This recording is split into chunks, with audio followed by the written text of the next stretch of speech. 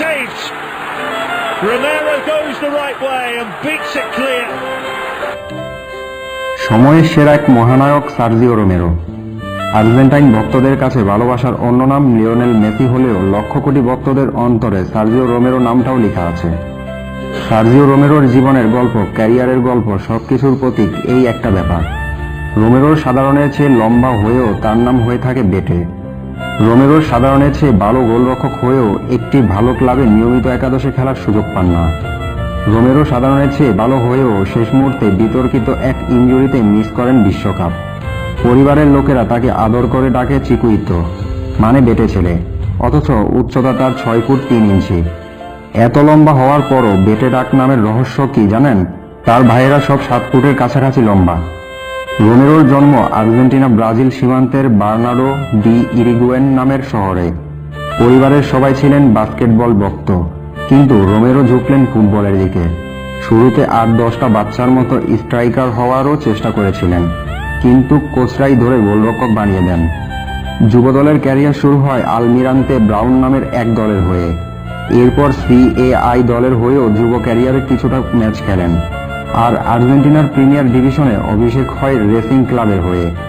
যুবদলে থাকতেই আর্জেন্টিনার যুবদলেও ডাক পেয়ে যান। 2007 সালের দক্ষিণ আমেরিকান যুব চ্যাম্পিয়নশিপে জাতীয় দলের জার্সি গায়ে জড়ান। সেখানে দারুণ সাফল্যের পর একই বছর ফিফা অনূর্ধ্ব 20 বিশ্বকাপে জাতীয় দলের প্রতিনিধিত্ব করেন। আর সেরা সুযোগটা আসে সার্জিও বাতিস্তা যখন তাকে 2008 অলিম্পিকের দলে ডাকেন।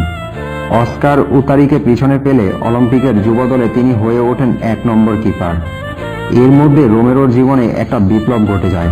তাকে পছন্দ করে এজেড অ্যালকমারে নিয়ে আসেন স্কাউটরা। সেখানে লুই ফন গলের চোখে ও হাতে পড়ে বেশ ভালোই কিছু করেছিলেন। এক মৌসুম যেতে না যেতেই রোমেরো অ্যালকমারে নিজেকে প্রথম পছন্দের গোলরক্ষক হিসেবে প্রতিষ্ঠিত করে ফেলেন। এর মধ্যে আর্জেন্টিনা জাতীয় দলের কোচ হয়ে আসেন ডিয়াগো ম্যারাডোনা। গোল পোস্টের নিচে তিনি খুব দ্রুত ম্যারাডোনার আস্থা অর্জন করে নেন। 2010 বিশ্বকাপে খেলাটা তার অবশ্যই একটু সংশয়ে পড়ে গিয়েছিল। ক্লাবের হয়ে খেলতে গিয়ে পাওয়া এক ইনজুরি তাকে আটকে দিয়েছিল, কিন্তু শেষ অবধি ইনজুরি থেকে সরে বিশ্বকাপ স্কোয়াডে জায়গা করে নেন। বিশ্বকাপে সবগুলো ম্যাচই অত্যন্ত আস্থার সাথে খেলেন। কপালটা পড়ে তার 2011 সালে সাম্পদোরিয়ায় যাওয়ার পর। প্রথম মৌসুমটা বেশ কিছু ম্যাচ পেয়েছিলেন, কিন্তু এর মধ্যেই ক্লাব ও জাতীয় দলে বেশ নবিশসুলভ কিছু গোল হজম করে সমালোচনার পাত্র হয়ে পড়েন। তাকে নিয়ে অনেক হাসি ঠাট্টাও হয়েছিল এই সময়ে। ফলে একাদশে অনিয়মিত হয়ে পড়েন এই আর্জেন্টাইন। সাম্পদোরিয়া 2013 সালে তাকে মোনাকোতে বিক্রি করে দেয়। মোনাকো সাইড বেঞ্চে বসিয়ে